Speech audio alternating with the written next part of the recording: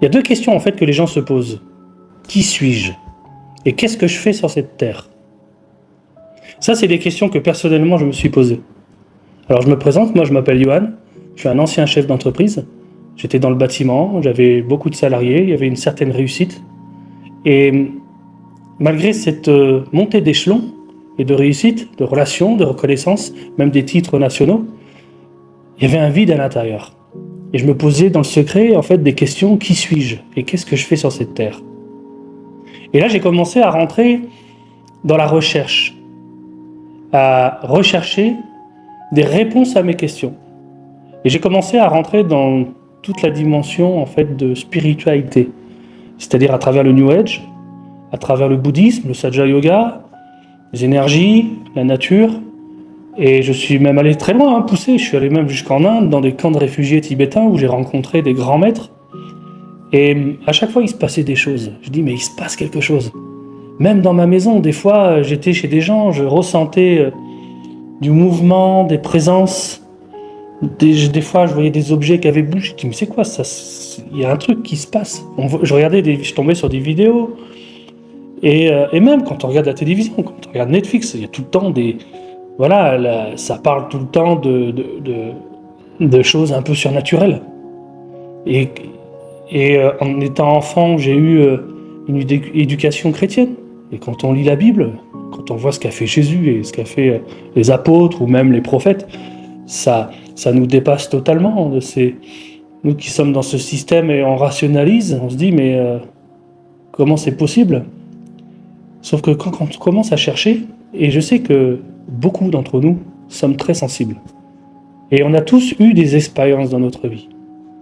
Et cette quête de sens et cette quête de réponse m'a amené en fait à aller très très loin, jusqu'à la méditation, à la sortie du corps, et même expérimenter des guérisons par magnétisme, des choses comme ça. On a tous connu des gens qui étaient coupeurs de feu ou qui passaient leurs mains et les symptômes disparaissaient, etc. Et j'avais ce genre d'expérience. Je dis mais je comprends pas, il y a quelque chose qui doit exister. Et de fur et à mesure que j'avançais, en fait, ça se manifestait de plus en plus. Et là je dis mais il y a quelque chose de mauvais, parce que ça commençait à être mauvais. Il y a comme des choses la nuit qui oppressent. Et je dis, mais si le mauvais existe, le bon doit exister.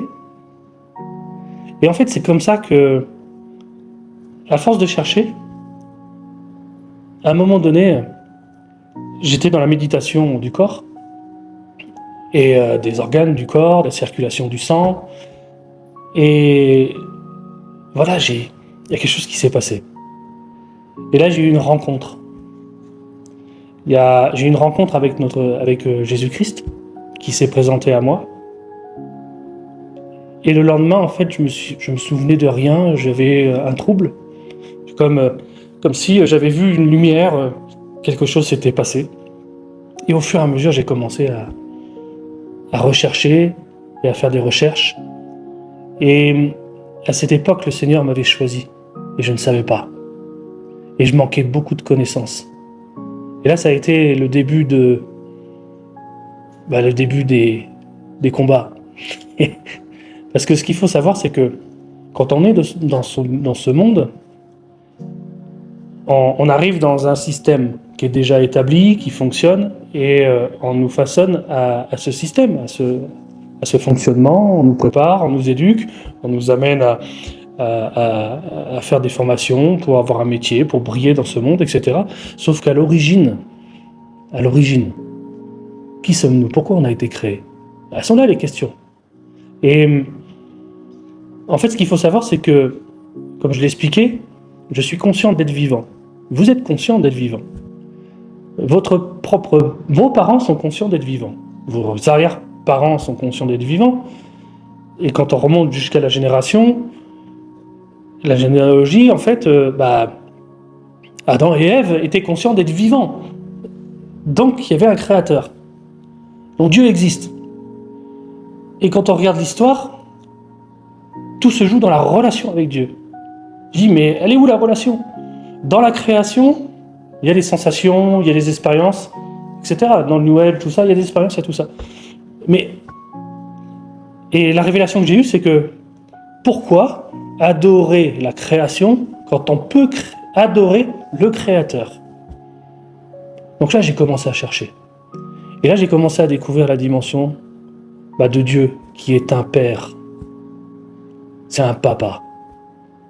Et quand il venait rencontrer Adam et Ève, il se promenait, c'était une relation. Et ça, c'est possible. Et petit à petit, le Seigneur m'a amené à enlever tous ces raisonnements, toutes ces pensées. Et un jour, j'avais tellement de soucis, j'ai fait une prière, parce que j'arrivais pas à prier. Ça durait 30 secondes et je m'endormais. Ou je voulais lire la Bible, je m'endormais. Et là, j'ai fait une prière, j'ai dit, si tu existes, vraiment, envoie-moi quelqu'un. Envoie-moi quelqu'un. Et j'ai eu un appel. J'étais dans mon canapé, je reçois un SMS d'un pasteur de Paris. Il me dit, comment je peux vous aider? Mais je dis, mais comment il a eu mon numéro de téléphone, lui? C'est incroyable. Et c'était la réponse, en fait, à ma prière, la veille. Et il m'a téléphoné, il m'a dit, mais... Il me raconte son histoire. Je dis, mais qu'est-ce que... Des guérisons, des miracles. Je dis, mais waouh! Et je lui explique ma situation. Et je dis, voilà, j'étais là-dedans, j'ai vécu... Je sais qu'il existe quelque chose. Et il me dit, est-ce que vous voulez être baptisé du Saint-Esprit? Je dis, mais c'est quoi baptiser du Saint-Esprit? Je sais pas ce que c'est. Il me dit, c'est une nouvelle naissance. C'est renaître, en fait, d'en haut, quoi. C'est ce qu'a vécu les apôtres, les disciples, etc. Et à l'époque de Christ, de Jésus-Christ. Je dis, ah bon, c'est possible, ça? Ça existe. Et il a prié. Et qu'est-ce qui s'est passé? C'est que le soir, quelque chose d'extraordinaire s'est passé. J'étais à genoux, et je prie, je parlais à Dieu. Je dis, cet homme, c'est quoi ça? Et j'ai commencé à pleurer et à me repentir de toute ma vie, de tout ce que j'avais pu vivre. Les relations, voilà, toutes ces... l'adultère, la méchanceté que j'ai pu faire aux gens, les magouilles, tout ce que j'ai commencé à me repentir. Et là, quelque chose m'a tiré. Et je me suis redressé. Et il y a quelque chose qui s'est passé. Dans la nuit qui a suivi, j'ai été visité. J'avais senti comme une chaleur dans tout le corps, un bien-être inexplicable. Et là, j'ai commencé à faire des rencontres et à avoir une relation. J'étais né de nouveau. Et en fait, j'avais expérimenté une nouvelle naissance. Et j'étais né en bas, sur cette terre, en tant qu'homme. Et là, je dis, mais à la trentaine, renaître de nouveau. Et je dis, mais c'est quoi ce truc-là? Et je suis né de nouveau. Et là, j'ai commencé à avoir des expériences de fou, et des réponses à ma question. Et le Seigneur, il me dit, t'es mon fils. Je commençais à entendre sa voix, je commençais à avoir des visions, des rêves, des songes. Je commençais à expérimenter des miracles. Les gens qui étaient malades, je dis, t'es guéri. Et boum, elle était guérie. Je dis, mais c'est quoi ça? Nouvelle naissance, j'étais né d'en haut. Et c'est là le processus qu'on a besoin d'être enseigné. Quand on est d'en haut, c'est comme le processus d'un enfant sur cette terre. Il y a besoin d'être accompagné, il y a besoin d'être formé, il y a besoin de se nourrir. Mais il ne faut pas se nourrir des choses de ce monde, il faut se nourrir des choses de Dieu, c'est-à-dire la parole de Dieu. Et c'est comme en fait un enfant avec son père. Pour qu'un enfant puisse se construire, il a besoin de passer du temps avec son père, avec ses parents. Il a besoin d'être dans leur présence, dans les bras des parents. Ça les rassure, ça les réconforte, ça leur apporte de la sécurité. Et quand on est de nouveau, c'est exactement la même chose. Il faut rechercher les bras de Dieu, c'est accessible, il est accessible, il est à la porte, il est là. Vous savez que Jésus-Christ, il a tout supporté. Il a supporté les calomnies, il a supporté la persécution, il a supporté la violence, le rejet, l'agonie, les angoisses. Quand vous allez à Jérusalem, il y a quelque chose qui est impressionnant, c'est que Jérusalem, on va donner une image que c'est comme si c'était votre cœur. Et le cœur, tout est là. Comme je le dis souvent, c'est le premier organe qui est créé dans le ventre d'une maman, c'est le cœur. Et après, tout se construit autour. Et quand on est de nouveau, c'est pareil. Et quand on voit Jésus-Christ, par exemple, à Jérusalem, il est rentré dans Jérusalem, on va dire que Jérusalem, c'est comme un cœur. C'est le cœur. Et à l'intérieur de la particularité de Jérusalem, pour ceux qui sont déjà allés en Israël, c'est très impressionnant parce qu'en fait, il y a une multitude de bruits, il y a un brouhaha pas possible, il y a tout un mélange de religions, de cultures, etc. Et c'en est même troublant. Et Jésus-Christ, il est rentré par ce qu'on appelle la porte dorée. Et cette porte dorée, c'est, comme dit la parole, c'est la porte. Jésus est à la porte et il frappe. C'est la porte de notre cœur.